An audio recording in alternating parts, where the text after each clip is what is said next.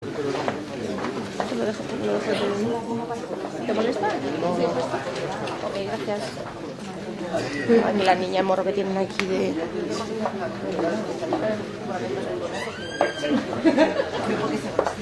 Muy bien, pues buenos días de nuevo. Vamos a comenzar, llevamos un poquito de retraso. Ya he hablado con los tres ponentes de esta mesa redonda y si son cumplidores les he quitado unos minutos a cada uno, sobre todo para que nos quedara un tiempo de hacer alguna pregunta al final, si alguien de los presentes o algún comentario tuviera. En esta mesa redonda tenemos a mi izquierda a don Plácido Vázquez Peña, que es párroco de San Payo de Lavadores, delegado diocesano para el Congreso Eucarístico Internacional de Dublín. Junto a mí a la izquierda, al excelentísimo señor don José Alberto Cánovas Sánchez, vicario de Asuntos Religiosos de esta Universidad Católica de San Antonio y vicario episcopal en esta diócesis para la evangelización. Y a mi derecha, al ilustrísimo señor don Juan Miguel Ferrer Greneche, subsecretario en la actualidad de la Congregación para el Culto Divino y la Disciplina de los Sacramentos y que, por supuesto, reside en Roma. Don Plácido Vázquez Peña nació en San Juan de Piñeiro, en Maside, Orense. Estudió en el Seminario de Tuy Vigo y es sacerdote desde 1960. Licenciado en Ciencias Románicas por la Universidad de Salamanca, Civil.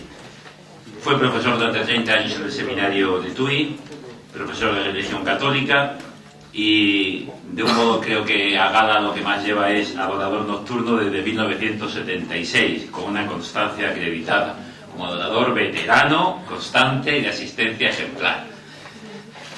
Fue asesor religioso, conciliario diocesano de la Oración Nocturna Española y asesor religioso de la Fundación Luis de Trelles, su creación en 1993. Nombrado juez para la causa de canonización, perito para el estudio sobre las virtudes eucarísticas de don Luis, el siervo de Dios don Luis de Trelles, y actualmente, como hemos dicho, párroco de San Payo de Lavadores en Vigo y de San Juan de Cabeiro. Pues su tema, su ponencia va a ser precisamente el tema que él de un modo domina especialmente. Don Luis de Trelles, apóstol de la Eucaristía, y que una biografía mínima de él tenéis en esa hoja que se ha repartido. Adelante, don Plácido. Don Luis de Trelles, fundador de la adoración nocturna en España, cuyo proceso de beatificación y canonización está a la espera de un milagro. Es un laico incansable en promover la devoción al Santísimo Sacramento y, como consecuencia, estuvo siempre en una actitud de servicio ejemplar a través de la abogacía, de la política y del periodismo. Nació el año 1819 y murió en Viveiro, Lugo, y murió en 1891. Los datos biográficos, en una estampa que repartiremos al final, los tenéis todos. Estudió primero en un colegio de Viveiro, colegio insigne de la Natividad, después fue al seminario menor de Santa Catarina de Mondoñedo. Estuvo 4 años, estudió latín y humanidades, se pasó a la Universidad de Santiago de Compostela.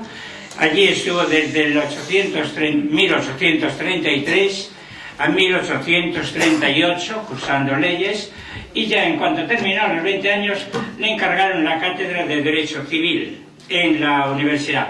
Pero lo de profesor no era para él y puso bufete primero en Viveiro, después en La Coruña. En La Coruña estuvo 10 años, de 1842 a 1852. Allí ya empezó la caridad, sobre todo con viudas de abogados que habían quedado en la pobreza, ayudándoles mucho, y a otras personas.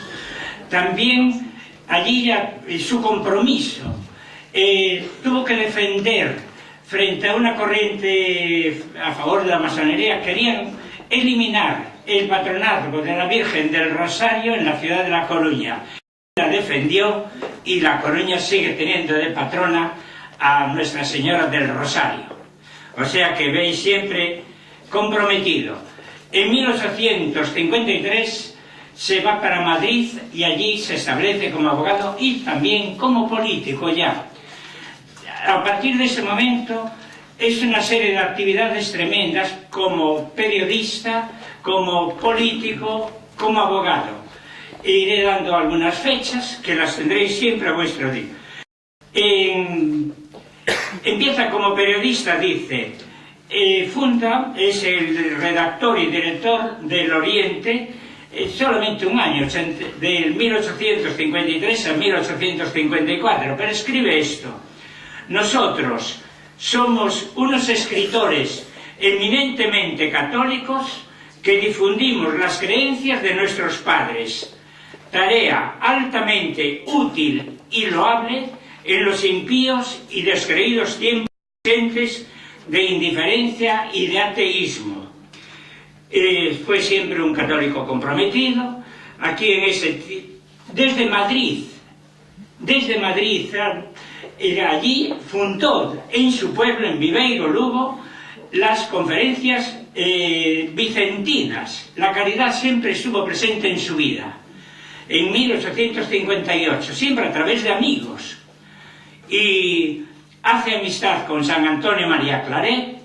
Él le dejó una imagen de San Luis para su pueblo, para la juventud, una imagen de la Virgen para una parroquia de la provincia, de la archidiócesis de Santiago de Compostela, de Lens, y allí se conserva. En 1860 también hace amistades. En 1861-62 va a París.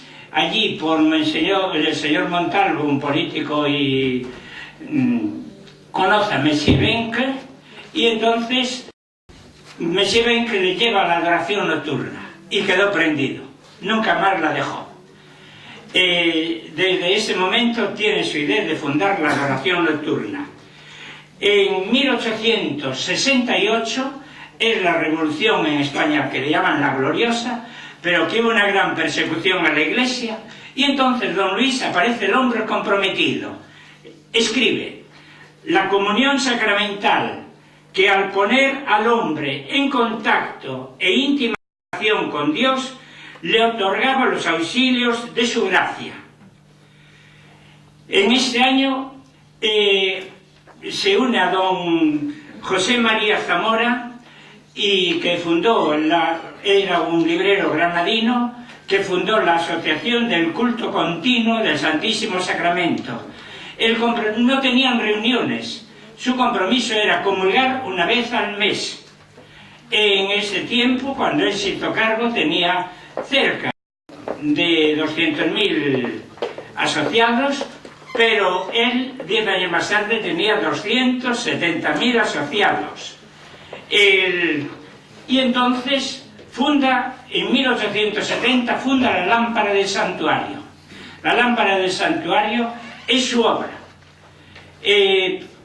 eucarística por antonomasia. Quería llegar a todos.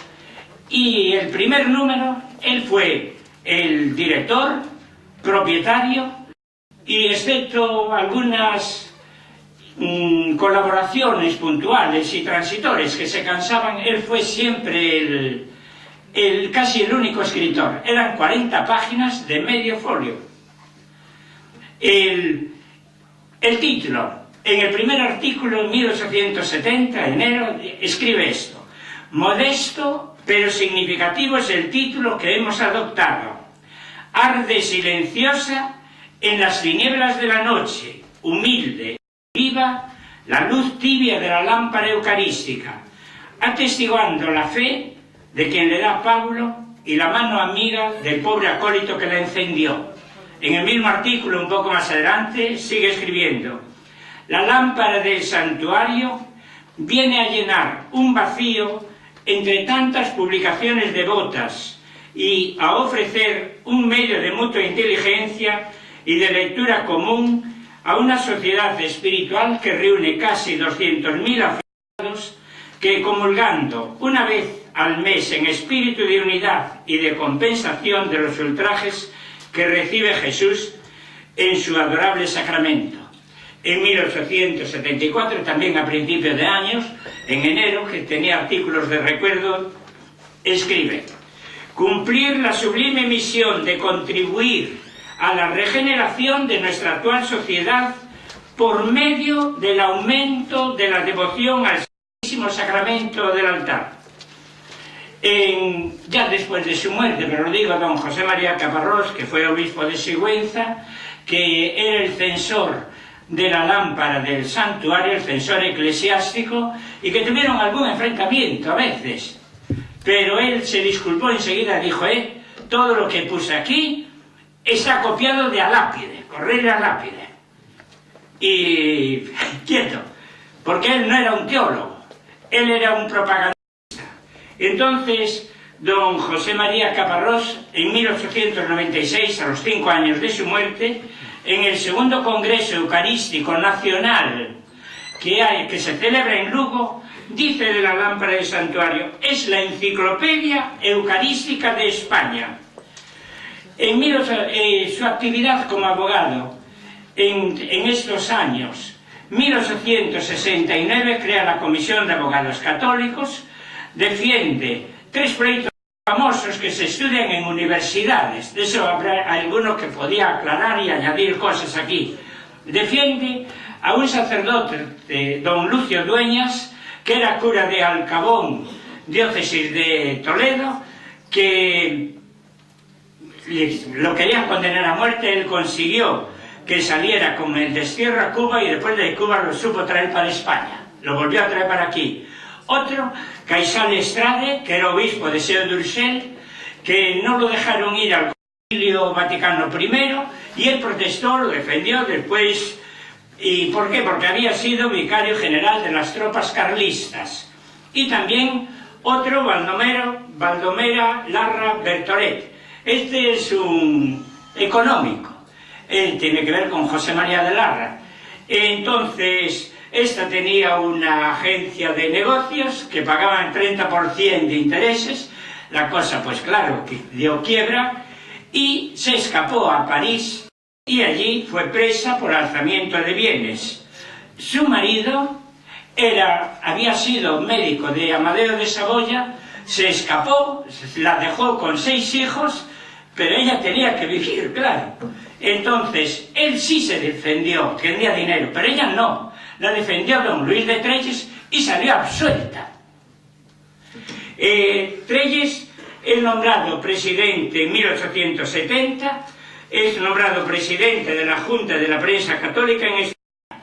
Otro compromiso de él escribe: todo cristiano debe proclamar su fe en el mundo incrédulo y hostil para gloria de Dios y edificación de los hermanos. Y otro: el retraimiento en política como en religión es señal de cobardía o desaliento. Esto había que escribirlo y repetirlo muchas veces. Es diputado nuevamente en el Congreso, porque ya lo había sido anteriormente, y enseguida tiene un compromiso y se protesta públicamente allí por la detención del administrador apostólico de Burgo de Osma, por la negativa, otra cosa clamorosa, por la negativa del capitán general de Cuba a la entrada del obispo en La Habana, y de sus intervenciones parlamentarias. Aquí os repito 2 cositas pequeñas, 2 breves, a los que dice, de sus repeliendo a los que dicen que en la Constitución de 1869 no hay Dios, él escribe: hablan los parlamentarios, vuestras ideas están lejanas del Dios que amo y adoro, y yo, gracias a él, las abomino, porque son ideas que producen culto al Dios yo, al yo satánico. Otro testimonio allí en las Cortes: soy un soldado de este grupo político que presume de representar la España católica y monárquica. Y otro texto más: la razón humana la encuentro yo, la encuentran los que piensan como yo en la razón divina, en la fe. Después, fijaros, 1800, acababa de fundar la lámpara, 1873 a 76 es la tercera guerra carlista, y aquí él se destacó por esto.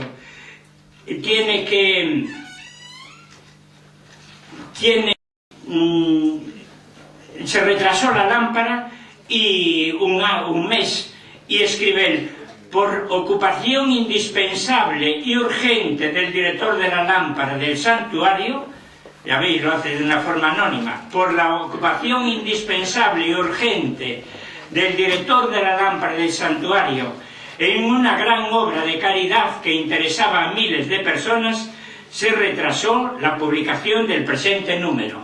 Tengo que decir que fue nombrado comisario general de canjes entre los carlistas y los otros, y hay 20.000 personas relacionadas, nombre, apellido, de dónde eran y a dónde iban a llevarlos.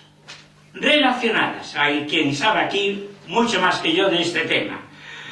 Y decía esto para buscar siempre la importancia, la humanidad. Decía: pongan a disposición de los jefes políticos los prisioneros facciosos, las tropas de su mando, para que sean mantenidas por cuenta de la administración civil, puesto que dichos individuos no son militares ni tienen ninguna dependencia del ejército.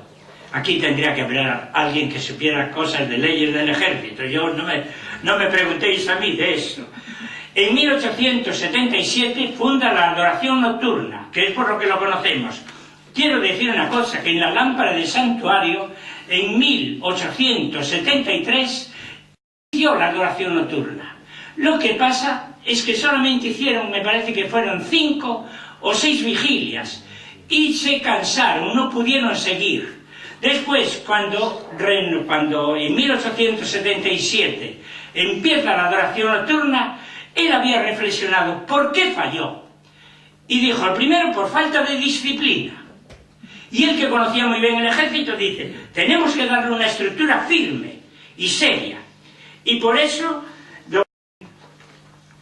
insistió sobre todo en la meditación, la media hora meditable, personal y en silencio. Buscaba el compromiso del hombre.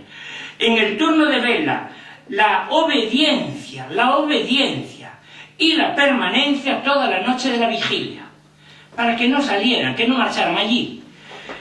Por eso, cuando se fundaba una sección de adoración nocturna, era necesaria una sala de descanso, una sala de guardia, como era en el ejército. ¿Veis?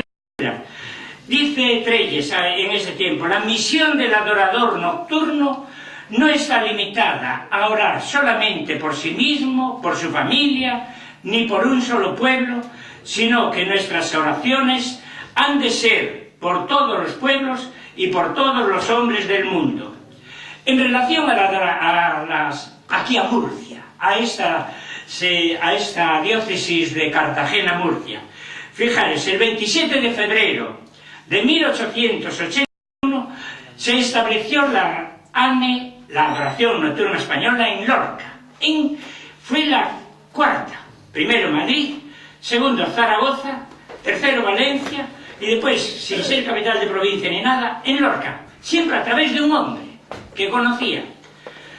En la noche del 4 al 5 de abril de 1882 funda la adoración nocturna aquí en esta ciudad de Murcia, en la iglesia de San Antolín, con la asistencia de un delegado del centro. Era Trelles, siempre era Trelles. Pero lo que pasa es que él nunca aparecía.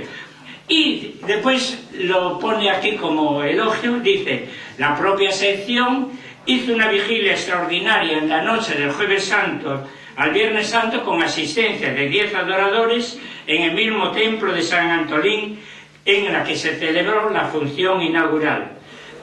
Más cosas de Murcia.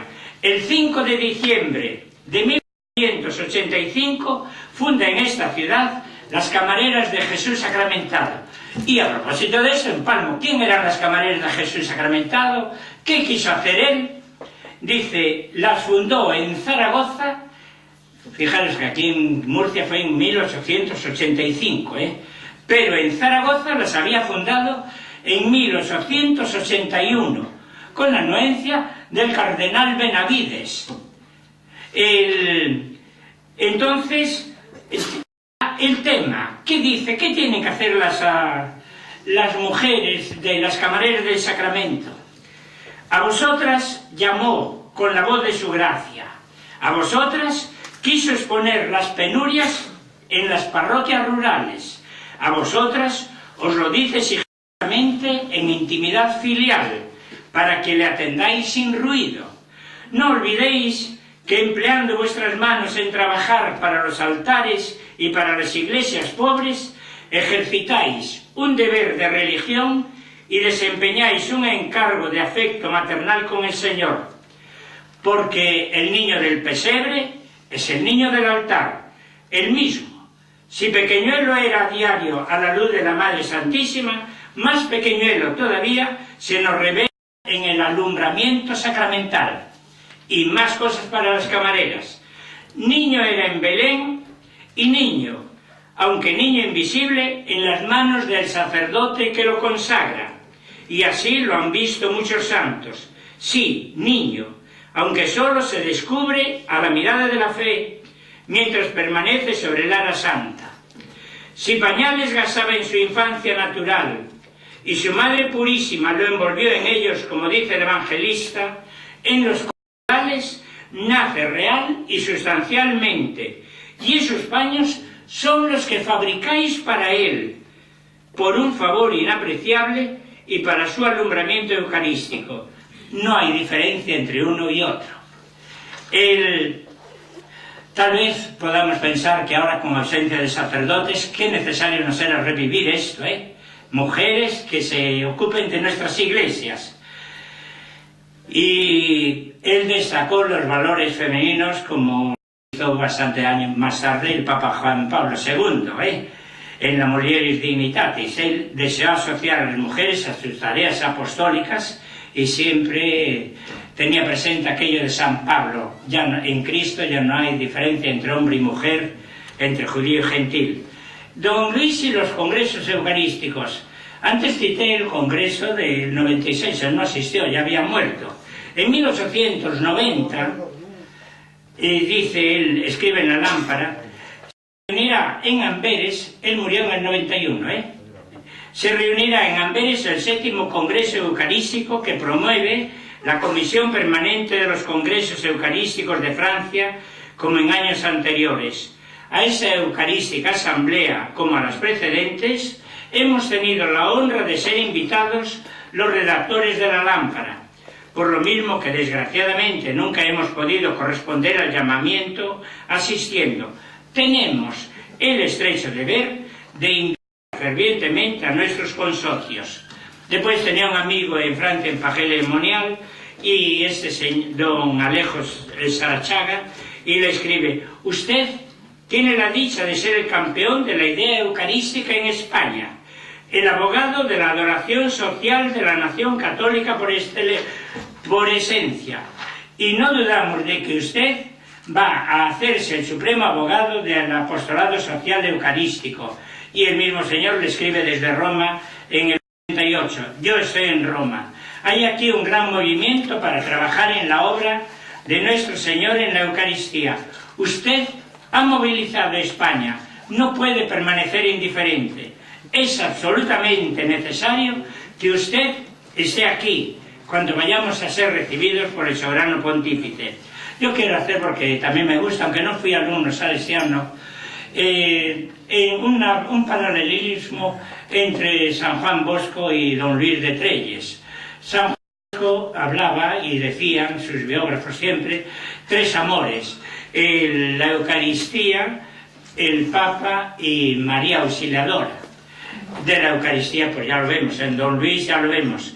La lámpara, el amor al Papa, la lámpara que empezaba siempre con un artículo de 4 páginas sobre las virtudes de Jesús sacramentado. Cuando eran tiempos de persecución con lo de la unificación italiana, Cavour y esto, siempre empezaba la lámpara con un artículo a favor del Papa o con una llamada a protestar a favor del Papa. Y entonces su amor. Después de María Auxiliadora, pues no, como de María Auxiliadora, pero de la Virgen sí, que habló a montones, habló a montones del Papa. Os voy a leer algo del Papa, de María. Os voy a leer algunos artículos que siempre los coge de Santos Padres. Si hay un día en Murcia uno que quiera hacer una tesis sobre las citas, sobre las fuentes empleadas por don Luis de Trelles, haría una tesis espléndida, creo yo.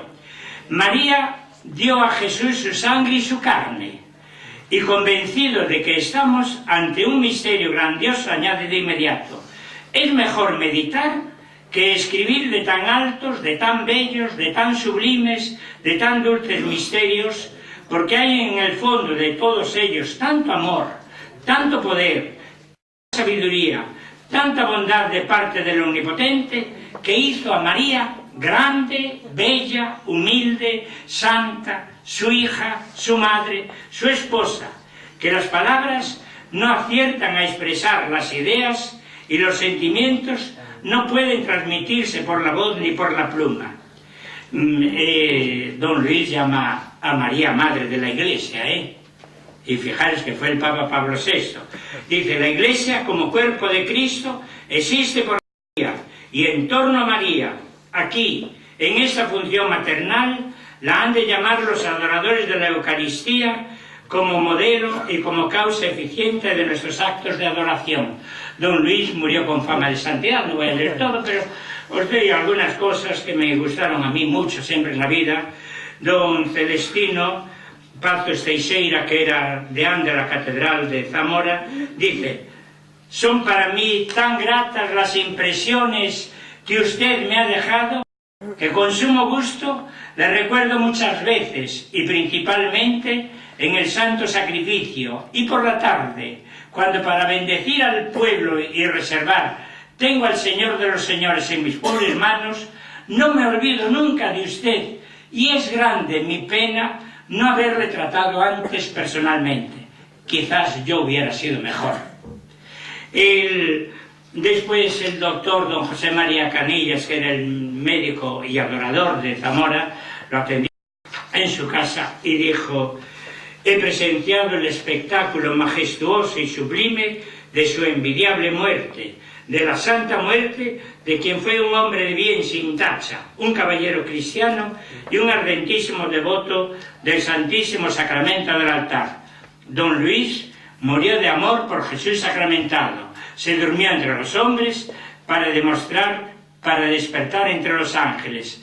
También escribió un testimonio bonito el magistral de Zamora, don Casimiro Erro. Después el obispo de Zamora, don Tomás Belestá Cambeses, juntamente con el obispo de entonces de Madrid, don Ciriaco Sancha, escriben una notificación para todos los boletines de España, boletines diocesanos, hablando de la lámpara, de la obra de don Luis, etc. En esto también os digo, era una circular. Y ahora quiero hablar de dos temas que creo que son importantes en don Luis y hoy día. Es don Luis y el sacerdote, los sacerdotes, y después don Luis y la fe, porque es el año de la fe, y creo que esto es interesante. Y creo que me va a valer. Con los sacerdotes, hoy cuando estamos tan escasos que a veces familias cristianas dicen a sus hijos: no, déjalos de momento, más adelante, que no quieren, que no nos los dejan ir al seminario, pues don Luis tenía una gran estima al sacerdote y escribe: el verdadero oferente del santo sacrificio del altar, dice, es Cristo, de cuyo sacerdocio eterno participa el sacerdote ministerial, el cual debe inmolarse a sí mismo con Cristo en la Eucaristía y unir a él la ofrenda de los fieles. Y en otro momento: sin el sacerdote, dice, se podría representarse y reproducirse místicamente a todas las horas, todos los días, en las diversas latitudes del globo, aquel sacrosanto misterio que sin efusión de sangre se renueva perpetuamente en el altar del Calvario. Después hace una etimología a su manera sobre la voz sacerdote y escribe, no leo todo, leo el final: no hay en la tierra dignidad más elevada, ni pudo el Señor hacernos mayor merced, después de dársenos Él mismo, que legarnos una personalidad que en cierto modo le reemplace y sustituya. También cita a San Hipólito sobre eso, hablando de la virginidad como inmolación del sacerdote, del teólogo don José Antonio Sayés, estudiando estos y otros textos, dice: el sacerdote ministerial, por lo tanto, lo que hace, si no en los escritos de don Luis, es que representa a Cristo en la tierra, perpetuando así su sacerdocio. Después nada tiene que ver en los escritos de don Luis el sacerdote actual, católico, del sacerdote del Antiguo Testamento. Y esa doctrina parece que empalma perfectamente con el Concilio Vaticano II. La fe en don Luis de Reyes. Como abogado, don Luis confesó su fe siempre. Antes ya os he citado que defendió el patronazgo de la ciudad, de la Virgen del Rosario en la ciudad de La Coruña.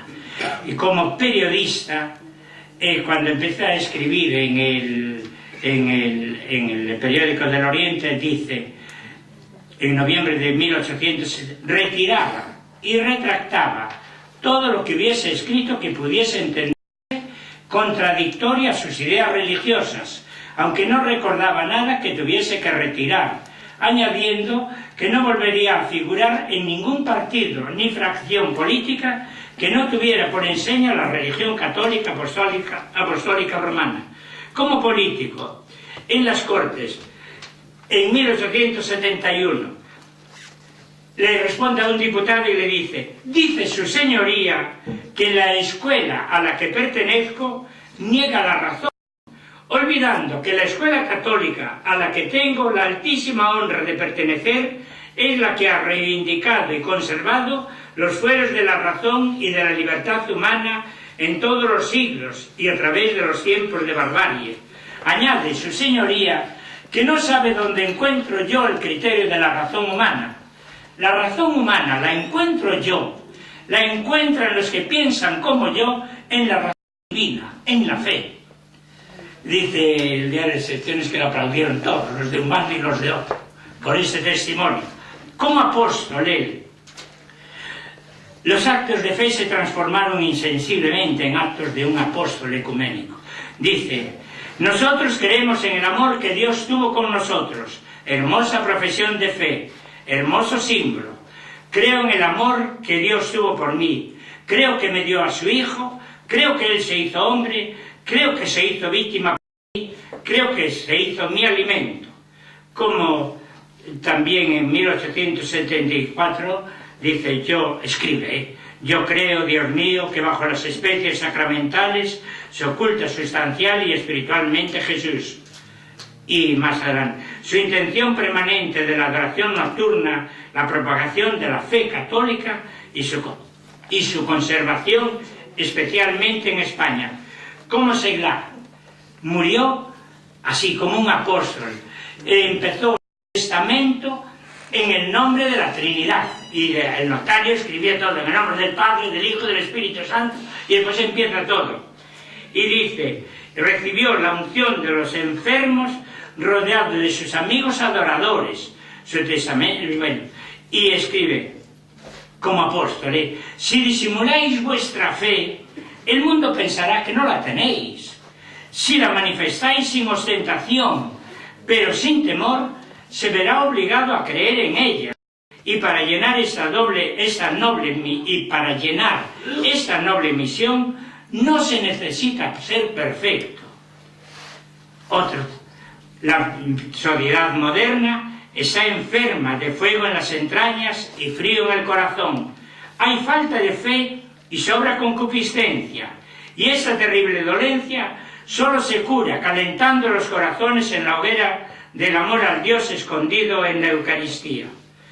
Y la fe, ambiente del alma del pobre mortal. La fe en un Dios eterno colma nuestra capacidad mental. Para el siervo de Dios, la fe era una riqueza, un don, un bien, una gracia, y termina, y casi ya termino. Pidamos, oremos, supliquemos al Señor, cuya magnificencia no tiene límites y que gusta ser apremiado con instancia suave, constante, importunidad y fe inquebrantable, puesto que se dignan a atendernos, aunque seamos muy indignos de ellos. Y termino con mi intervención pidiéndoos que recojáis estampas. Sobre todo yo le pedí a los que vienen de América para esto, para de Guinea, esto, muchas estampas o llevar, las repartiremos. Allí va el correo electrónico, por favor, mandadnos un correo para recibir toda la propaganda que queráis. En la estampa también está la página web de la Fundación Luis de Trelles. Es algo unido a la adoración nocturna, pero somos, porque trabajo en ello, los que estamos empujando para llevar a cabo esto a término. Y lo que necesitamos es sobre todo la oración, la oración en privado. Por eso damos estampas y estampas. Y finalizo con unas palabras del magistral de Zamora, que antes no lo hizo. Dice, ponía su Casimiro R. eucarística cuando la muerte de don Luis de Trelles, dice: y la verdad es que no ha muerto todavía, vive, y vive inmortal en el cielo, y la presencia de su único y constante amor vive, y vive en la tierra, en su obra, en sus adoradores, porque ha dejado descendencia detrás de sí. He dicho. Termino.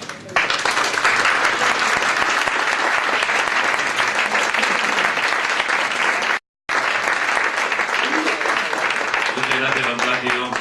Y gracias por la brevedad también, porque es muy difícil hablar de alguien que uno conoce tanto y que ama tanto, que se le notan las palabras.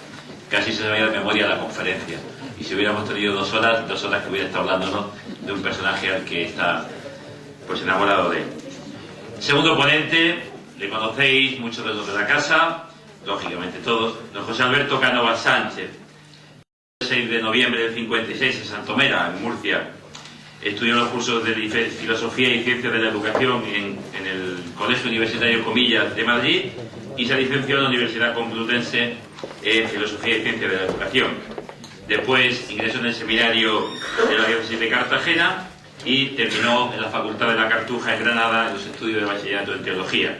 Sacerdote desde 1981, fue destinado con 24 años a mi pueblo y desde entonces mi padre le adoptó como el hijo mayor de la casa. Lleva año y medio. Es uno más en casa, en Yecla, en Murcia. Tras ejercer en varias parroquias, marchó a Roma a estudiar en la Universidad Gregoriana la licenciatura en Teología Patrística que completó, y Historia de la Teología, que completó también con estudio de Arqueología Cristiana. Se doctoró en esta Universidad de Católica San Antonio con la tesis La tradición en la gnosis valentiniana y en la Iglesia prenicena, con la calificación de cum laude, y fue dirigida esta tesis por el hoy prefecto de la Congregación para el Culto Divino, su eminencia reverendísima don Antonio Cañizares. Actualmente en esta universidad es vicerrector de Asuntos Religiosos, catedrático de Teología, director del Máster de Ciencias Religiosas, presidente del Comité de Ética y profesor de varias titulaciones. Asimismo ha sido profesor y es en la actualidad de Patrística y de Teología e Historia de la Espiritualidad en el Instituto de Ciencias Religiosas de la Universidad y en el seminario, el Instituto Teológico San Fulgencio del Seminario de Murcia. Y, lógicamente, como está en la universidad desde el inicio, pues ha sido alma mater y también colaborador de nuestro presidente en toda la organización de los congresos que aquí se han desarrollado. Actualmente es vicario para la evangelización en nuestra diócesis de Cartagena. El tema de su ponencia será el escándalo de la debilidad de Dios en la Iglesia primitiva. Adelante. Estamos en sintonía en una época difícil y convulsa. En el siglo XIX en España aparece el testimonio siempre martirial de don Luis de Trelles y conecta muy bien pues con lo que ahora a continuación vamos a hablar, vamos a intentar reflexionar. Es realmente significativo que la escena de la crucifixión del Señor no haya formado parte del repertorio iconográfico de la Iglesia, sino hasta bien entrado el siglo V. En efecto, esta escena se representa por vez primera en las puertas de la Basílica de Santa Sabina de Roma. En ellas aparece Cristo y la cruz apenas difuminada débilmente detrás, y también a los lados los dos ladrones en una escala menor. En la Iglesia primitiva, como bien saben, la cruz venía sistemáticamente sustituida por el crismón, en el que se hacía presente la confesión de la fe, el Christos y al mismo tiempo la cruz, muerte y resurrección. Y siempre como visualización de la victoria pascual de Cristo, orlada por la corona de la vida, el laurel, que aún seco mantiene sus propiedades de verdor. Es lógico porque sabemos que el suplicio de la crucifixión no fue abolido sino hasta Constantino. Y todavía, aunque tardíamente, se tenía un eco del escándalo brutal que suponía la ignominia de morir de esa forma tan violenta, tan dramática, tan terrible. Cicerón llama a la cruz árbol infelix, el árbol infeliz, el árbol de la desdicha. Pero antes de hablar de esta debilidad de Dios y el escándalo que supone esta debilidad de Dios en el medio en el que la Iglesia tiene que asentarse, anunciar el misterio pascual de Jesucristo, es preciso que traigamos a la memoria cuál es la experiencia espiritual de esa segunda generación cristiana, de lo que ha quedado consignado en los escritos de los padres apostólicos. Algunos de ellos han sido discípulos directos de los apóstoles, por ejemplo San Policarpo, del cual nos ha quedado la Pasio, el Martirium Policarpi, relatado por un testigo presencial. Otros escritos, como la Didache, pues constituyen un catecismo de finales del siglo I. Otros, como por ejemplo la primera carta de Clemente a los Corintios, es el primer documento en el que un papa de Roma interviene en un patriarcado que no le correspondía, a finales del siglo I. Otros textos, como la carta a Bernabé, pues son, como digo, pues una presentación teológica del valor del Antiguo Testamento en la nueva edad, en la edad de la Iglesia. Como digo, es preciso acercarnos a estos textos y ver qué espiritualidad trasmanan para entender luego el contraste. Aparecen estos escritos, que son muy distintos, muy diversos y además son ocasionales, no forman un corpus sistemático. Sin embargo, hay unas tónicas comunes que evidencian cómo se vivía la experiencia de la novedad cristiana en esos siglos segundo y tercero, finales del primero, segundo y principios del tercero. En estos escritos Cristo aparece como en el que convergen toda esperanza, todo amor y toda posibilidad de vida.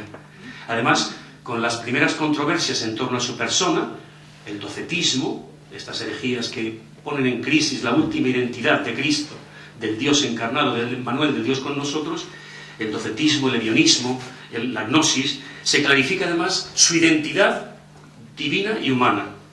Y además, el hecho de conocer que quien ha sufrido no es otro sino el Hijo de Dios, que derrama su sangre por nosotros, nos asegura que esto, cada palabra de Jesús está anclada en nuestra vida, tiene algo que decir a nuestra existencia como personas, como cristianos. Más todavía, el reconocimiento de la trascendencia, de la divinidad, del Verbo, no aleja a Dios del hombre, como pretendía el neoplatonismo. Todo lo contrario, es una invitación a la secula Christi, al seguimiento. De hecho, por ejemplo, San Ignacio, cuando va camino del martirio, pide a los romanos: dejad que imite la pasión de mi Dios. Como digo, el seguimiento, la identificación con Cristo alcanza su máxima expresión, como no podía ser de otra manera, en el martirio. No solo la muerte de Cristo, sino también la resurrección. Es toda la Pascua del Señor la que se refleja en la espiritualidad de estos escritos primeros. Frente a cualquier minusvaloración de la encarnación, estamos en un ámbito, como digo, muy propenso al docetismo, por la forma mental neoplatónica de la época, pues frente a toda minusvaloración doceta de la encarnación, que tendría como lógico paralelo el desprecio de la cruz y del cuerpo del resucitado, aparece la insistencia en la realidad de la corporalidad resucitada del Señor. Además, sin esto la mística del martirio se desvanece. Por ejemplo, San Ignacio de Antioquía dirá: si Cristo no ha sufrido y resucitado en su propia carne, ¿para qué estoy yo atado a estas cadenas? Insiste en su carta a los romanos, yendo camino del martirio. Se desvanece, por tanto, la mística y la lógica de la encarnación. La resurrección del Señor abre paso a la tensión en los que esperan su segunda venida. El tiempo de la espera se presupone breve. Aparece así en la carta a los tesalonicenses de San Pablo. Viven todavía el Maranatá como expresión vital, frontal de la experiencia cristiana. Ven, Señor Jesús. Pues bien, esta expectación resulta ser un estímulo que relativiza lo presente y abre un camino para la superación a todo el narcisista sobre sí mismos y posibilita, por tanto, a continuación, una comunión de vida que se expresa en la comunión de bienes, siguiendo la lógica de los Hechos de los Apóstoles. Incluso la vida matrimonial no se ve ya como un absoluto. La espera escatológica favorece la consagración total al Señor. De tal modo que la consagración al Señor en el estado de virginidad o celibato, siguiendo las huellas de Cristo, es un Maránata vivo. En aquellos que no contraen nupcias, el mundo se detiene porque no hay más generación. Por tanto, son una palabra profética para toda la comunidad cristiana. Fíjense que con el Maránata terminan tanto el Apocalipsis como el Pastor de Hermas, que es otro de los un escrito de mediados del siglo II, en torno al año 140-150 de la era. Se puede entender desde esta perspectiva escatológica que las tesis cristianas no tienen nada que ver con el dualismo platónico. Uno no se priva de los manjares, pues porque en sí misma la creación es mala, todo lo que envuelve la materia es vacío y nada, sino, esto es propio de la filosofía griega, sino brota precisamente de esto, del deseo del advenimiento definitivo del reino de Dios. Este nuevo conocimiento que han tenido estas primeras comunidades del ámbito subapostólico de un Dios que se ha revelado como el Emmanuel y cuya Pascua ha abierto la espera a un próximo encuentro definitivo con Dios, determinan como el perfil de la Iglesia. Los beneficiados por este nuevo conocimiento de Dios, sorprendente. En todos los textos apostólicos, subapostólicos, aparece la palabra sorpresa, estupor. ¿Quién sabía lo que Dios era antes de que Él se revelase a sí mismo de esta forma tan desconcertante? Dice alguno de los padres. Dice, pues bien, los beneficiados de una fe tan preciosa, así dice el apóstol San Pedro en su carta primera, tienen conciencia clara de la elección, que se especifica en los textos subapostólicos con los términos de santos, es decir, escogidos, un pueblo nuevo que está llamado a cantar las alabanzas de aquel que nos ha sacado de las tinieblas y nos ha puesto en su luz maravillosa. Estos también se llaman a sí mismos, como aparece en los textos de los padres apostólicos, siervos de Dios, fieles, creyentes, los elegidos. Consecuencia, una vida comunitaria intensísima. La unidad de la Iglesia es el signo de los tiempos nuevos. Además, la unidad de la Iglesia es el reflejo de la Trinidad. El misterio de comunión trinitaria tiene su espejo en la comunión de la Iglesia. Por eso pueden ver con claridad cómo los primeros y más graves pecados que aparecen ya en los textos del apóstol Pablo en relación con los corintios, a los que luego volverá a tener que llamar la atención el Papa San Clemente I en torno al año 90. Los pecados más graves son aquellos que lesionan los derechos de Dios, porque el espejo de Dios, que es la Iglesia, viene fracturado, viene roto, creando imágenes distorsionadas de lo que es el misterio de la comunión trinitaria, que es el amor de Dios por nosotros.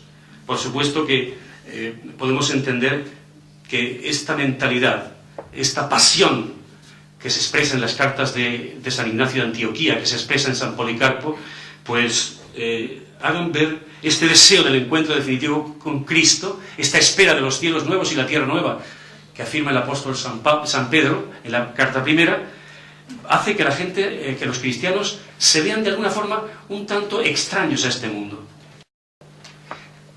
No es que vean este mundo malo, no lo ven, pero se les queda pequeño. Es un traje que les viene corto, es un traje que les oprime, que les aprieta. Y sin embargo, esto no es una invitación a la huida, a la fuga mundi. Tendrán que pasar todavía al menos un par de generaciones para que el monaquismo se extienda, sobre todo en un primer momento por las lauras de Oriente, sino que viven con la novedad del encuentro con la vida eterna expresado en Cristo, viven con la alegría, igual que el Evangelio de San Lucas, también en los escritos inmediatamente subapostólicos, la alegría se difunde. El testimonio humilde y alegre de las gentes sencillas y de los intelectuales que han accedido a la fe se manifiesta en la alegría. Hasta tal punto serán conscientes de la misión que han de cumplir en este mundo, llamado todo a ser transfigurado, como nos ha dicho esta mañana don Julián en la Eucaristía comentando el Evangelio, está llamado a ser transfigurado, como en un nuevo Tabor, en unos cielos nuevos y en una tierra nueva. Es tan fuerte esta conciencia de la misión que en la carta de Ogneto se dirá que los cristianos son como el alma para el cuerpo. Así como el cuerpo no puede vivir si no es animado, el mundo vive porque existen los cristianos. Podríamos decir hoy también exactamente lo mismo. El mundo se mantiene porque existen los cristianos, porque hay alguien todavía que es grato a Dios. En contraste con esta experiencia está la experiencia religiosa y espiritual del paganismo. La Iglesia no se inserta en un mundo totalmente alejado de concepciones religiosas, al contrario, es muy variado. Por tanto, es preciso acercarse. Hay que decir fundamentalmente una cosa, que en toda la teología pagana subyace la dificultad de ensartar la trascendencia y la inmanencia, la materia y la idea, la corruptibilidad y la incorrupción, la eternidad y el tiempo, y por tanto Dios y el hombre son absolutamente incompatibles. Por cuanto el paganismo, con sus grandes esfuerzos, especialmente en el medio y en el neoplatonismo, con Jámblico, Gallo, Albino, Porfirio, Celso, Plotino sobre todo, tenían el prejuicio de que Dios nunca puede ser creado. El prejuicio platónico es que la materia es el lugar de la corrupción y de la dispersión y por tanto no ha salido de las manos del Creador. Conjugar por tanto la idea de un Dios que se encarna es algo tan absurdo como intentar mezclar el aceite y el agua. Esta época fue una época de una gran inquietud religiosa, no la explico. Pero puedo sintetizar toda esta parte que salto diciendo que judaísmo helenístico, platonismo medio y neoplatonismo, la gnosis, que fue esa idea que intentaba ocupar el lugar en competencia con el cristianismo, coinciden siempre en la apreciación de Dios como inadecuado a la magnitud del hombre. Dios es siempre distante. Cuando San Pablo habla en el Areópago del Theos agnostos, del Dios desconocido, está diciendo unos términos que resonaban en toda la ecumene grecolatina. Era un nombre bien conocido. Era el Dios de los gnósticos, era el Dios que se esconde.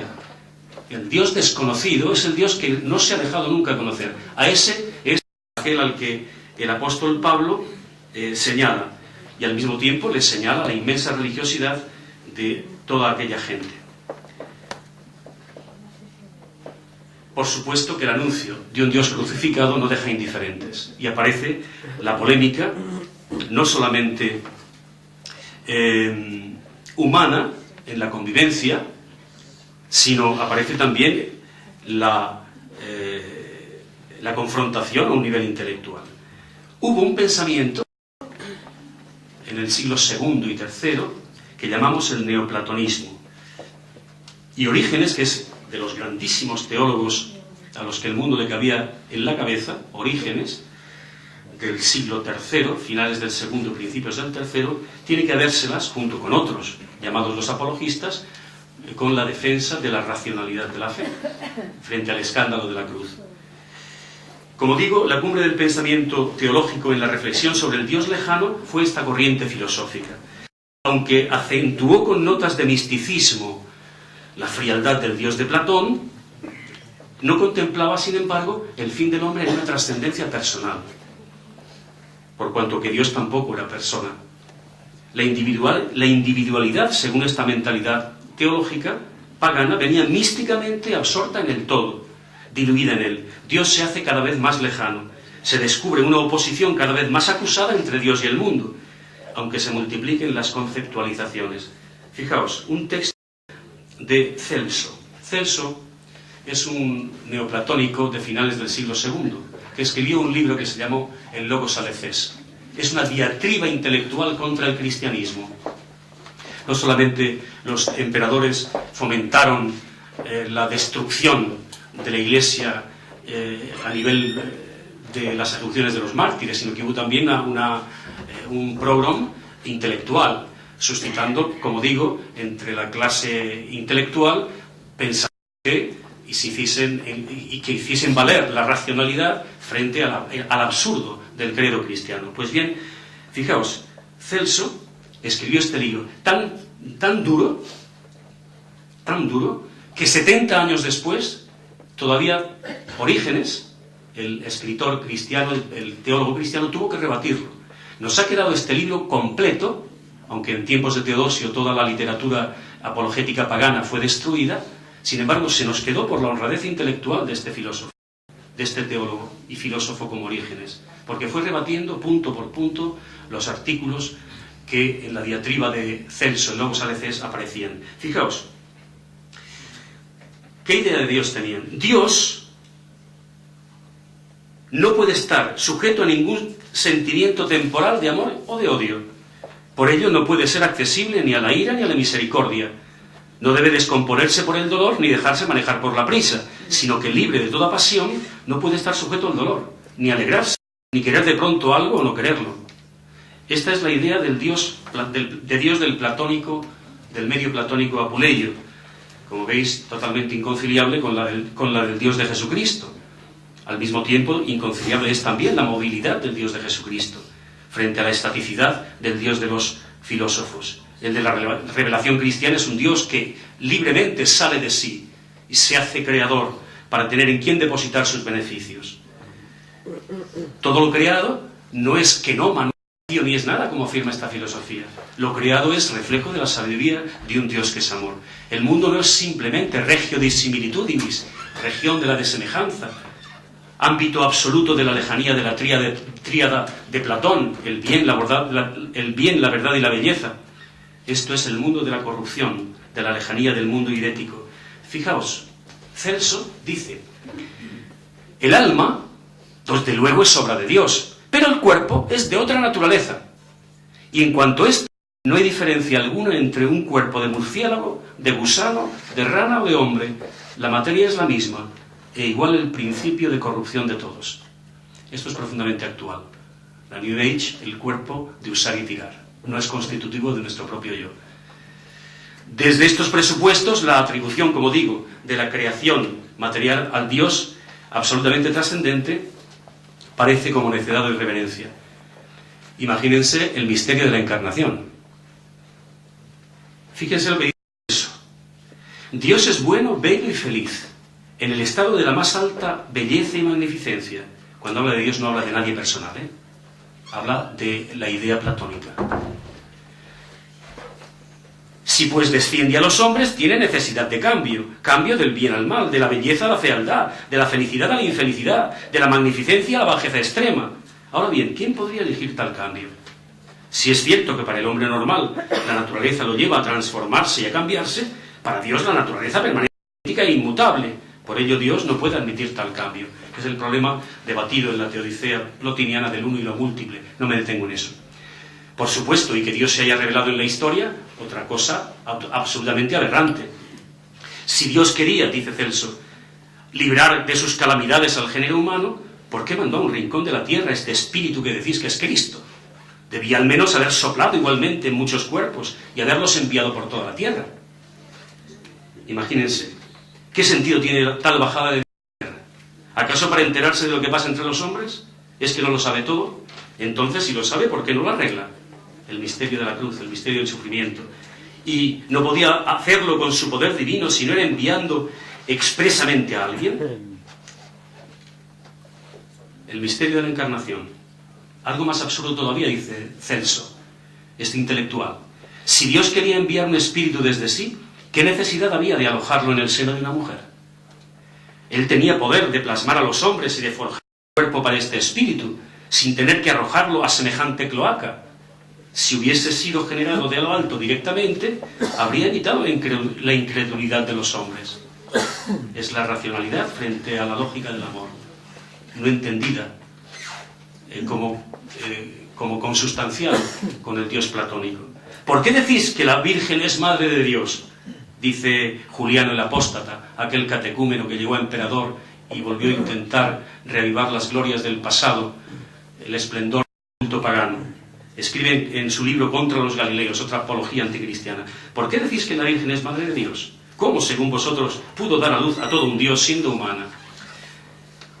Frente a ello, la dinámica de la contestación es lógica. Algún texto de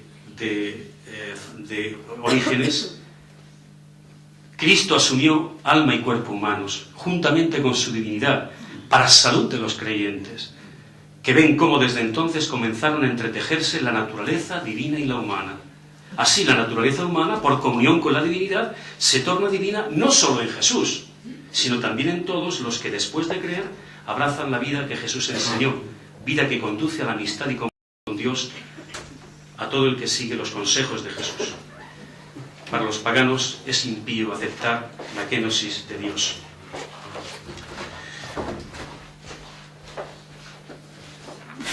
Imagínense que el suplicio de la cruz, del cual estaban exentos los ciudadanos de Roma condenados a muerte, era de tal modo ignominioso que hace exclamar a Cicerón, el mismo que he citado antes como hablando de la cruz como arbor infélix. Dice literalmente: ipsum crucis non modo a corpore cilium Romanorum sed etiam a cogitatione oculis auribus.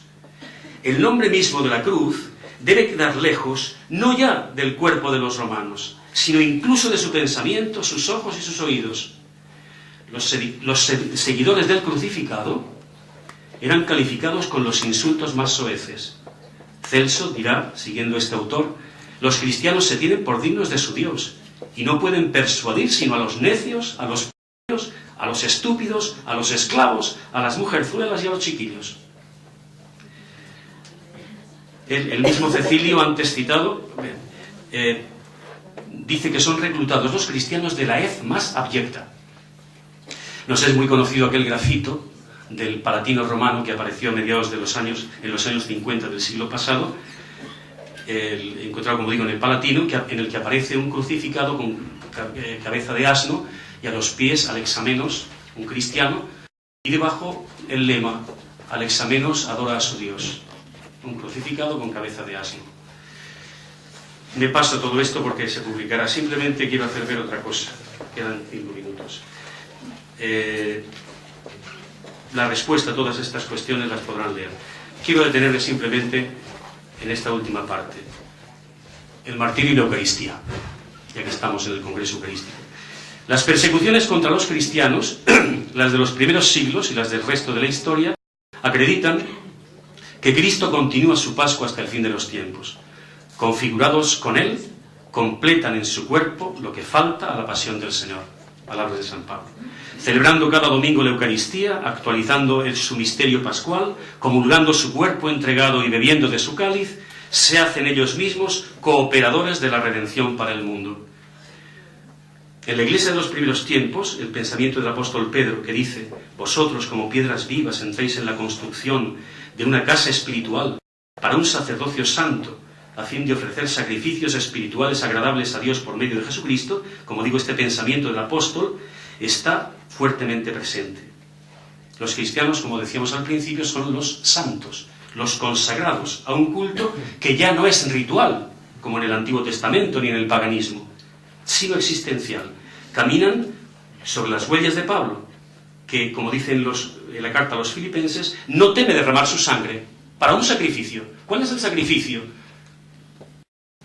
La fe de los filipenses. Si para que este sacrificio agradable a Dios, para que la fe obtenga su sentido y su resultado, es precisa mi sangre, ese es el sacrificio que a Dios le gusta, la evangelización. Así, en el Martirium Policarpi, que he cesado antes, que es la relación de su pasio, que efectuaron los cristianos de Esmirna, fijaos, el mártir, siguiendo la lógica del nuevo sacrificio que Dios quiere, ese sacrificio de la propia existencia, incluso hasta el martirio, usque ad effusionem sanguinis. Dice la pasio de San Policarpo: el mártir se despoja de sus vestiduras cuando llega al momento del martirio, después de haber confesado su fe, credo, sube a la pira como un cordero egregio escogido de entre él, un gran rebaño preparado para un holocausto aceptable a Dios, pronuncia una auténtica anáfora y consuma su propia Eucaristía. Dice un testigo presencial: vimos este espectáculo del mártir no tanto como carne que se asa, putrefacta, corrupta, sino más bien como pan que se cuece, resonancia eucarística, o plata u oro que se acendra en el horno, cáliz y píxile. El martirio aparece como la liturgia suprema del pastor que da su vida por sus ovejas. El realismo cruento de la confesión de fe martirial sigue el realismo eucarístico. Ampliamente atestiguado este realismo eucarístico en todos los escritos subapostólicos, con el que se ve, es un realismo con el que se ve la Pascua del Señor. Dice San Ignacio de Antioquía: los herejes se apartan de la Eucaristía y de la oración porque no confiesan que la Eucaristía es la carne de nuestro Señor Jesucristo, la misma que padeció por nuestros pecados, la misma que por su bondad resucitó el Padre. Esta es la misma clave, en esta misma clave se expresa el testimonio martirial de San Ignacio de Antioquía. Ser Cristo es la clave de su máxima aspiración, y una aspiración que, como no puede ser de otra manera, encuentra su plenitud en la identificación total con Él, en la ofrenda litúrgica de la propia vida mediante el martirio, con el que se alcanza, según sus palabras, la perfección del verdadero discípulo. Dejadme que sea hombre. Cuando algunos en Roma intentan salvar a ese pastor egregio que es Ignacio de Antioquía, y él les dice: no, por favor, dejad que sea hombre, hombre a la medida de Cristo. San Ignacio, como se descubre en la terminología usada en sus escritos, en sus 7 cartas, escritas a las comunidades cristianas, por las que va pasando cuando era conducido por los soldados hacia Roma desde Antioquía, como digo, según la terminología de estas cartas, comprende su martirio como una Eucaristía. Rezuma de términos propios del culto eucarístico. Dice, por ejemplo: yo soy la víctima expiatoria, se maldice, y me ofrezco en sacrificio por vuestra Iglesia, Efesios, a los que dirige esta carta, renombrada que es a través de los siglos. Por tanto, 3 son, y con estas palabras termino, 3 son los elementos principales de la espiritualidad martirial, en este caso de Ignacio de Antioquía: la pasión de Cristo, la Eucaristía y el martirio. Dirá un gran escritor de la época patrística, un estudioso de la época, Adalbert Hamann, en un librito bellísimo, que son unas conferencias que dio como catequesis, se titula Las raíces de la fe, dice, comentando el martirio de Ignacio: el itinerario de la cruz a la gloria, Ignacio lo ha celebrado ya en el misterio, en el cuerpo y la sangre eucarísticos. Misterio que llama con el nombre bello de ágape, sacramento de la ternura. Revelado sobre la cruz, de ahora en adelante, este une la comunidad en torno a su obispo. La Eucaristía celebrada alcanza su plenitud en su carne personal. Él es ya el liturgo de la última celebración, en la cual traspasará los umbrales de Dios. El mismo pensamiento de Ignacio queda sintetizado en una de sus más conocidas expresiones: trigo soy de Dios, y por los dientes de las fieras he de ser molido, a fin de ser presentado como limpio pan de Cristo. Suplicad a Cristo por mí, para que por estos instrumentos logre ser sacrificio para Dios. Hasta aquí.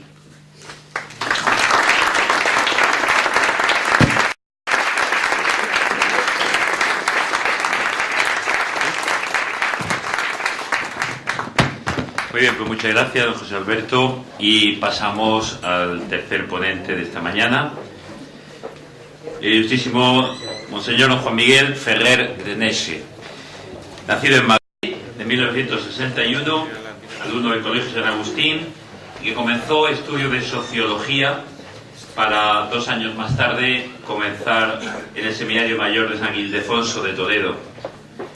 Posteriormente, ordenado sacerdote en 1986 y a continuación enviado a Roma al Pontificio Instituto Litúrgico para obtener allí grado de licenciatura y doctorado en Sagrada Liturgia en 1991. Durante casi 20 años, profesor de liturgia en el Instituto Teológico San Ildefonso de Toledo, donde ha impartido muchísimas asignaturas delegado del diocesano de liturgia en Toledo, miembro de la Oficina de Liturgia Europea, etc. Yo, si alguien quiera saber algo de Toledo, que se lo pregunte a él, porque en la Archidiócesis de Toledo ha sido delegado de la vida consagrada, director del Seminario Mayor, prefecto de prefecto de estudios del Instituto Teológico San Ildefonso, primer director de la revista Toletana, vicario general de la Archidiócesis de Toledo y ecónomo diocesano. Faltaba haberle añadido un poco a pintar al cuadro del Greco también. Guardaba el cuadro del Greco. Desde 1991 comenzó a dar clases en la Escuela de Liturgia del Instituto Teológico San Dámaso de Madrid y en la Facultad de Teología de San Dámaso. Su especificidad, sobre todo, ha sido en los estudios, sobre todo en la liturgia hispano-mozárabe, de la que es especialista. Ha publicado numerosos artículos en revistas, participado en muy diversos congresos en España y fuera de España, concretamente los últimos en Perú, en Lima y en Bogotá, en Colombia. Miembro de la Asociación de Profesores de Liturgia de España, de la Asociación Mariológica Española y socio corresponsal de la Pontificia Académica Mariana Internacional. Desde julio de 2009, en que su arzobispo anterior, don Antonio González, se lo lleva reclamándolo para Roma, es subsecretario y por tanto mano derecha de don Antonio en la Congregación para el Culto Divino y la Disciplina de los Sacramentos. La ponencia que nos va a dictar será Congresos Eucarísticos Internacionales, también testimonio de adoración. Tiene la palabra. Pues muchas gracias por esta amable presentación. Yo no voy a hacer una ponencia, ni siquiera casi una comunicación, al estar enmarcado en una donde yo entendí desde el principio que lo que se trataba era de ofrecer un testimonio que de alguna manera provocase un cierto diálogo, ¿no? Y elegí este tema con esa pregunta: los congresos eucarísticos internacionales, también testimonio de adoración, porque a finales del año 2009 el Santo Padre Benedicto XVI aprobaba un texto preparado por el Pontificio Consejo o Comité para los Congresos Eucarísticos Internacionales, titulado Los Congresos Eucarísticos, Estatuto, Recorrido Histórico y Sugerencias Pastorales. Me imagino que a lo mejor el Monseñor Piero Marini en su intervención pues trató de este documento. Y en este documento, al hablar de las sugerencias o propuestas pastorales, en el apartado tercero, celebrar un congreso hoy, el apartado 3.1 se titula Propuesta Celebrativa, y ahí ofrece una serie de consideraciones que no estaban presentes en los documentos anteriores del Comité para los Congresos Eucarísticos Internacionales, insistiendo en un aspecto que en el magisterio de la Iglesia, especialmente el magisterio de los sumos pontífices, ha ido cobrando en los últimos años más fuerza, que es esta necesidad de recuperar, de revitalizar y de presentar de una manera nueva y dinámica la adoración eucarística en la vida de la Iglesia. Entonces ahí es donde hay que enmarcar un poco mi intervención, que espero va a ser breve. Permítanme que ofrezca mi aportación a esta mesa redonda realizando una serie de preguntas a las que yo mismo iré respondiendo. No son puramente retóricas, están en el ambiente. Libros de actualidad plantean respuestas a algunas de ellas, con los que no suelo estar a veces de acuerdo. Yo aquí, muy concisamente, pero con plena responsabilidad, ofrezco mis respuestas. Conviene que así nos ayudemos a reflexionar sobre estas preguntas y ojalá seamos capaces de promover una respuesta acertada a las inquietudes que laten tras ellas. Primera pregunta: ¿adoraban los primeros cristianos? Desde la institución de la Eucaristía y singularmente desde las primeras Eucaristías de la comunidad apostólica, la adoración, como actitud, formaba parte de la celebración cristiana. No se trata solo de algunos gestos, era algo connatural a la fe profesada, al reconocimiento de Dios como Dios. La adoración nace de la criatura que se reconoce amorosamente dependiente. En el Creador tiene su origen y a él debe su conservación. Las plegarias judías para la mesa, las que se hacían en las casas a la hora de comer cada día, estaban empapadas de esta convicción, la idea del Dios que conserva la vida de sus criaturas. Así el creyente, reconociendo esta dependencia radical, descubre su propia razón de ser en la entrega confiada y total a Dios, a su voluntad. Aquí hemos de enmarcar la respuesta de María al arcángel en la Anunciación, que es expresión de esta actitud religiosa ya presente entre los judíos de verdadera adoración. Aquí está la esclava del Señor, hágase en mí según tu palabra. Segunda pregunta, ¿fue Cristo adorado en la iglesia primitiva? La fe cristiana, reconociendo a Cristo como Dios, Hijo de Dios, suscita esta actitud respecto al mismo Salvador. Los evangelios nos indican que lo adoraron en primer lugar los magos de Oriente, cuando se manifestó a ellos al nacer.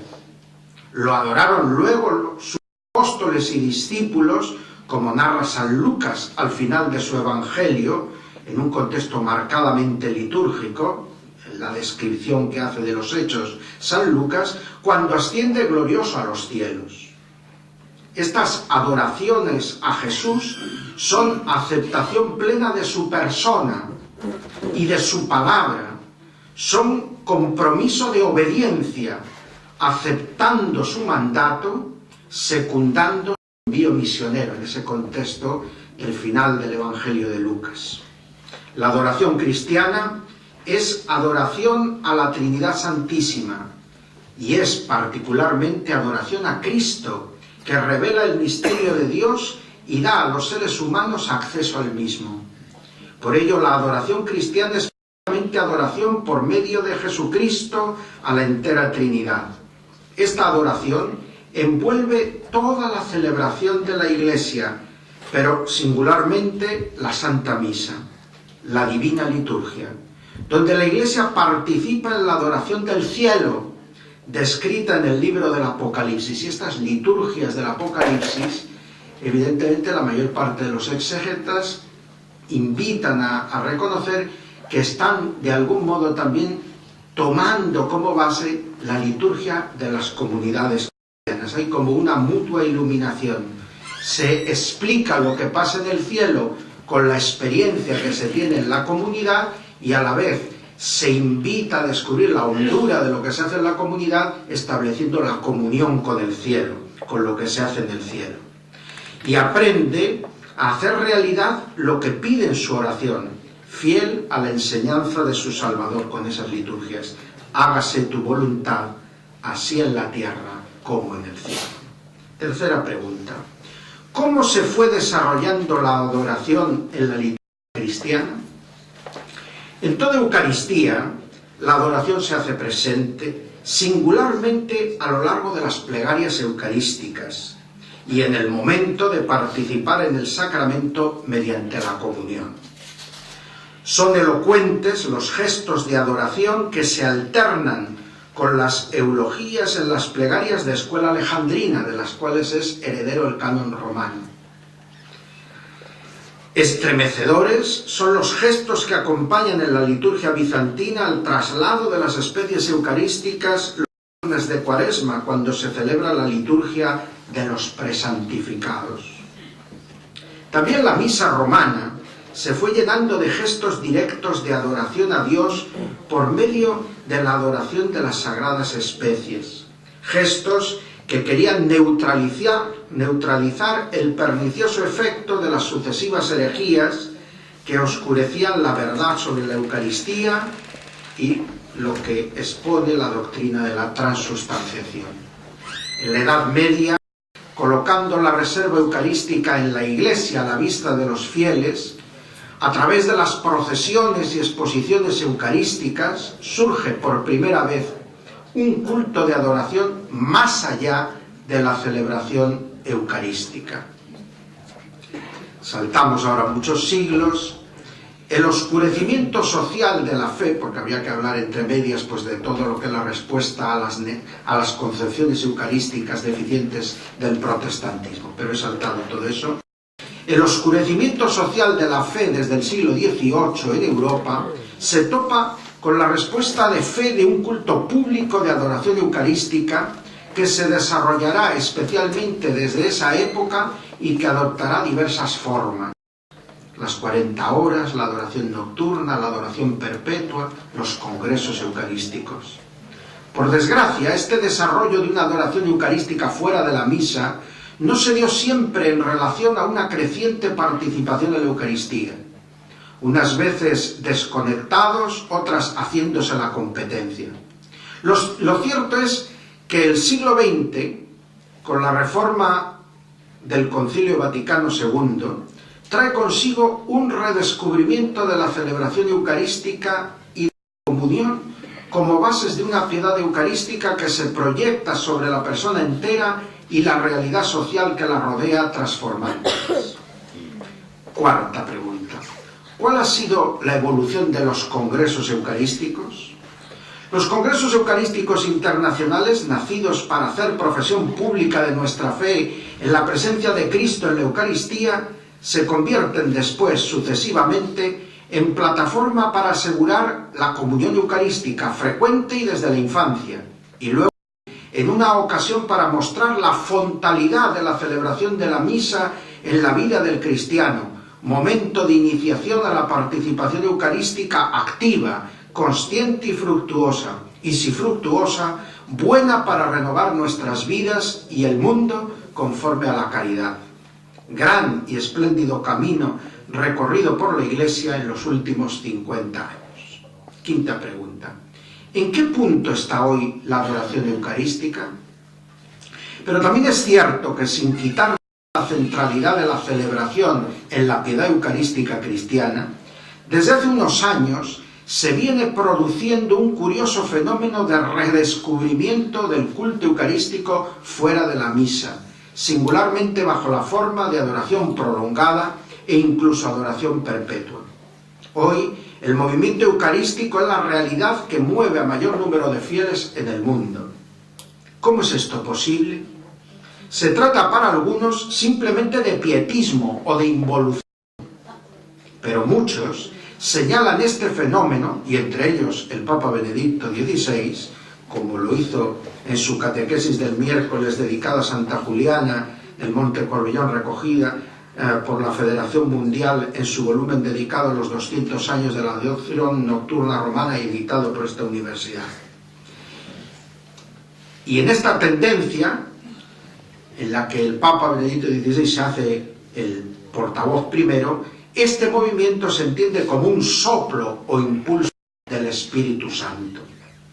De ser así, evidentemente, ninguna negación de los logros sobre la celebración y su conexión con la vida del Vaticano II, sino la integración, junto con estos, de otros logros sobre la centralidad y fontalidad, la presencia y la fidelidad de Dios en la vida entera. Sexta pregunta. ¿Cuál es el contexto cultural y eclesial que vivimos para encuadrar este fenómeno? El desarrollo de una fuerte piedad eucarística de adoración.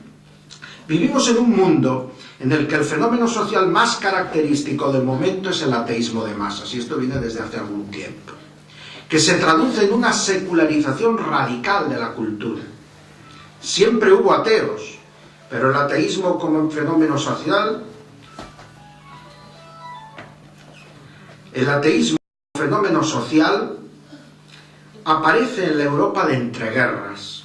Los horrores de la guerra de desgaste en las trincheras de la Primera Guerra Mundial, las armas nuevas destructivas y crueles, las consecuencias sobre la población civil fueron un escándalo para muchos.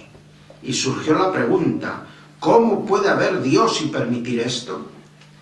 La Segunda Guerra Mundial, los crímenes de guerra, la espiral de armas cada vez más destructivas, la implicación de toda la población en la guerra, los desplazamientos masivos de población, los exterminios, y vuelve a brotar la pregunta, ¿cómo puede haber Dios? Una náusea escéptica se extendió por la cultura, rechazando la idea misma de Dios. Y el ateísmo científico o práctico se enseñoreó del mundo cultural casi a escala planetaria. Y las guerras frías o calientes no han cesado en los últimos 60 años, y junto a ellas una educación que se ha esmerado en divulgar las posiciones de los intelectuales ateos de la segunda mitad del siglo XX, hasta el punto de sentirse desde algunos ambientes la opresión de la finitud y el materialismo, provocando la búsqueda, el deseo de recuperar la trascendencia, pero también un terrible rebrote de las formas patológicas de religiosidad, la superstición, la brujería, hasta el satanismo. En la misma Iglesia, este ambiente cultural ha suscitado respuestas más o menos acertadas, dependiendo de análisis más o menos cuidados de las causas de un tal ateísmo de masas. Una fuerte corriente aún viva estableció el origen de este ateísmo no en el escándalo de la guerra y la falta de una sólida y formada fe, sino en la separación de lo sobrenatural con respecto a lo natural, proponiendo una pastoral de acercamiento hasta la confusión de los dos planos. La consecuencia, la teología de adjetivos, el giro antropológico, el secularismo eclesial, la teología de la muerte de Dios, un nuevo modernismo que vaciaba de significado el lenguaje de la fe y transformaba a la Iglesia en una enorme ONG que solo se justificaba por su compromiso político-social. Por otra parte, surge un integrismo religioso que ve el origen de todos los males en cualquier cambio, pero que acepta, por otra parte, el subjetivismo moral de la Ilustración para rechazar y escapar de la autoridad legítima de la Iglesia y constituirse en medida de la verdad y de la disciplina. Pero hoy también, capitaneada por los legítimos pastores de la Iglesia, una reacción positiva que se ve bien reflejada en los documentos de Pablo VI, en el Sínodo Extraordinario de 1986 y en el Magisterio de Juan Pablo II y Benedicto XVI. Las claves: recuperar el sentido de lo sagrado en la liturgia, teología de la cruz, salvaguarda de la comunión y espiritualidad de comunión, y proyección audaz a la misión y a la nueva evangelización. Podemos afirmar que esta es la línea del magisterio de la Iglesia y el punto focal del pontificado de Benedicto XVI. La afirmación y reconocimiento del primado de Dios, para lo cual una liturgia sagrada, bien celebrada, ligada a la verdad de la fe y la moral, todo belleza, manifestada en una augusta parquedad, teniendo muy en primer plano la actitud y los gestos de adoración. Y todo esto encuentra su saboreo y asimilación en un clima de oración sin miedo al silencio, en una adoración que nace de la liturgia eucarística y lleva a asimilar en la obediencia de la fe los contenidos de la liturgia hasta hacer sujetos capaces de ser testigos, de ser mártires. Séptima y última pregunta. En atención a todo esto, ¿se puede pedir hoy que los congresos eucarísticos internacionales sean también escuela y testimonio de adoración? Esta realidad que ahora vivimos tiene que reflejarse también, es la posición que sostengo, en la constante adaptación pastoral de los congresos eucarísticos internacionales. No se trata de perder ningún valor o centro de atención de todo lo que se avanzó en épocas precedentes después del Concilio Vaticano II, pero se trata de potenciar desde las celebraciones litúrgicas las actitudes de adoración, ofrecer luego amplios espacios más allá de las conferencias, celebraciones y gestos de caridad para una prolongada adoración, y no solo aisladamente por grupos en diversas iglesias separadamente, sino junto a lo que es la Statio Orbis, también una adoratio orbis, de alguna manera. ¿Y esto por qué? Para afirmar rotundamente con la celebración y la vida, en largos tiempos de adoración y procesionando por las calles, que solo Dios es Dios y que Dios está aquí. Muchas gracias. Bendito y alabado sea Jesucristo sacramentado.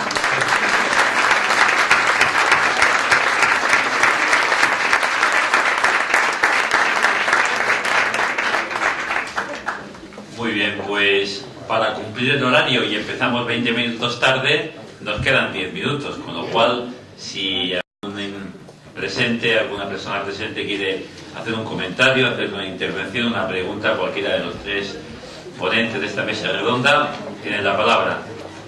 Luego pediría a todos los que estamos que no nos vayamos sin hacer efectivo lo que de algún modo se ha estado diciendo, que no se quede solo en palabras, sino que tengamos ese 10-12 minutos que será el momento de oración, la hora intermedia. La vamos a hacer en el templo donde hemos celebrado la Eucaristía, por cambiar de lugar. Estamos aquí sentados, aunque en el templo está preparado para la conferencia de esta tarde, pero el entorno nos ayudará a orar mejor que aquí. Entonces bajaríamos allí, pero tenemos unos 10 minutos. ¿Quién se... Adelante.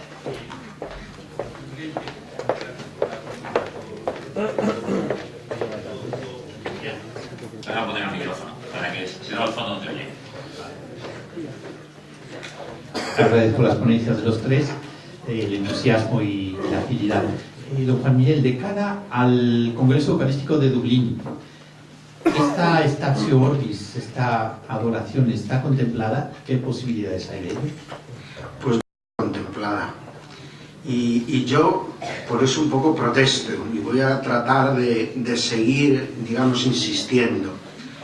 Digo yo, si en las Jornadas Mundiales de la Juventud se ha demostrado que uno de los momentos más fuertes de cada la vivencia de los jóvenes participantes, me refiero tanto en la de Colonia como en la de Madrid, o en la visita del Papa a Inglaterra, esa adoración en el Hyde Park, han sido una de las cosas más conmovedoras, y que ha de alguna manera resultado un gran testimonio para toda la humanidad, como lo ha reflejado también la prensa. Y en el Congreso Eucarístico no se puede tener también un momento, junto a lo que es la Statio Orbis, junto a lo que es la gran procesión, un momento en que todo el Congreso, por un tiempo, adore. Yo creo que esto está, porque está muy bien que haya en iglesias de toda la ciudad donde se celebra el Congreso amplia oportunidad para poder adorar a lo largo de los días del Congreso. Muy bien, eso está muy bien. Pero además de eso, un signo, creo yo que es necesario. Es mi opinión.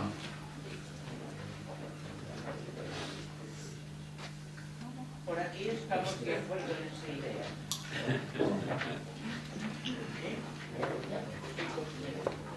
Bueno, no tengo más que decir.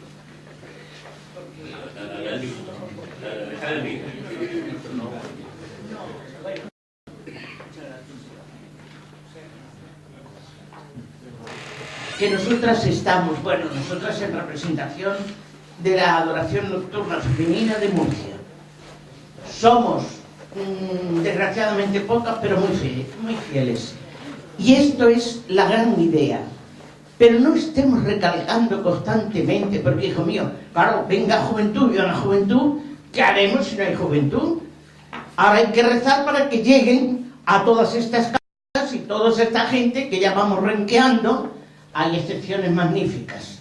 Pero es que yo siempre digo, no sé si esto será un escándalo. Le digo, a veces hablo con mi hermana, claro, lógicamente era una familia numerosa, pero ya somos solo dos, para convivir y repartir todas las obligaciones. Me gustaría los sacerdotes, el Papa y muchos peces gordos, perdón, no es una falta de respeto, tengo que resaltar que hablo con mi hermana allí, tienen que tener un Espíritu Santo especial. Amalia, no te molestes, trabajamos muchísimo, estamos tal, que nadie se escandalice, repartiendo los pocos bienes que nos quedan, que se los lleva la iglesia casi todo. Y entonces, oye, no tener esta fuerza para arrancar a más gente joven, para llenar los turnos, para todo esto. Pero la idea esta que me estoy perdiendo, por favor, llévela donde tenga que llevarla. Eso es magnífico, porque allí también se vio la juventud, esos silencios. La trascendencia que tuvo en lo de Inglaterra creo que es notorio, Y había allí un montón de gente que no era católica, que está preguntando y que se está convirtiendo. Eso también es maravilloso. Y eso es tan profundo, aunque sea espectáculo, deja un sabor. y una fuerza interior, que es lo que hace luego que veamos los demás el producto de todos ustedes, el trabajo que se dan y la doctrina que reparten, y que nosotros, sin a veces un nivel cultural muy bajito, con la gracia de Dios hemos llegado a vivir, a comprender, y si Dios nos da un poquito de cuerda, hasta digerir. Dios se lo pague a todos, y la idea es magnífica. Muchas gracias, María.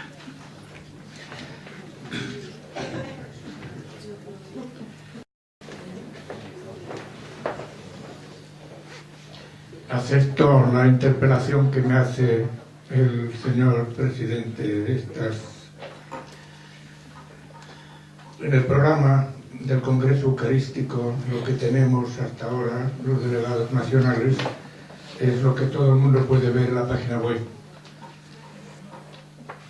La Statio Orbis, en ese famoso, no sé cómo lo llaman, parque, que tiene además una entrada especial incluso, no sé por qué, pero bueno, solamente habla de celebración eucarística, pero yo me imagino que requerirá algo más que la sola celebración. De todos modos, en el espíritu de lo que quiere ser comunión con Cristo y entre nosotros, el documento me parece que no se excluye.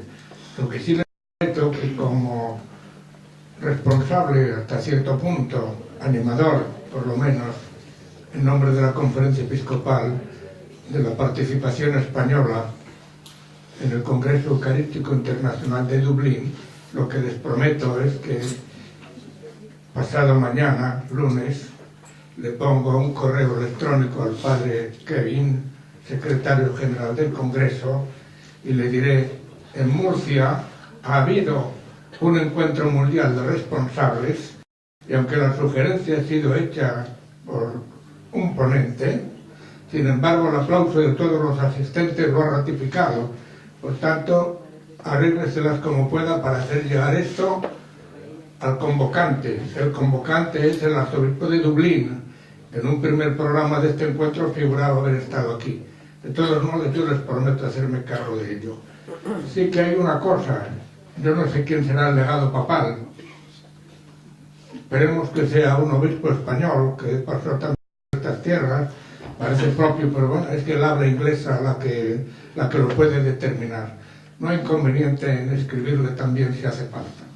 Es lo que quería decirles.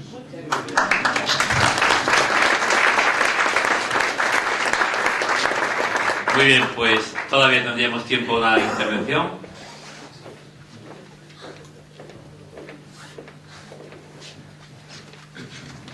Muchas gracias por concederme la palabra.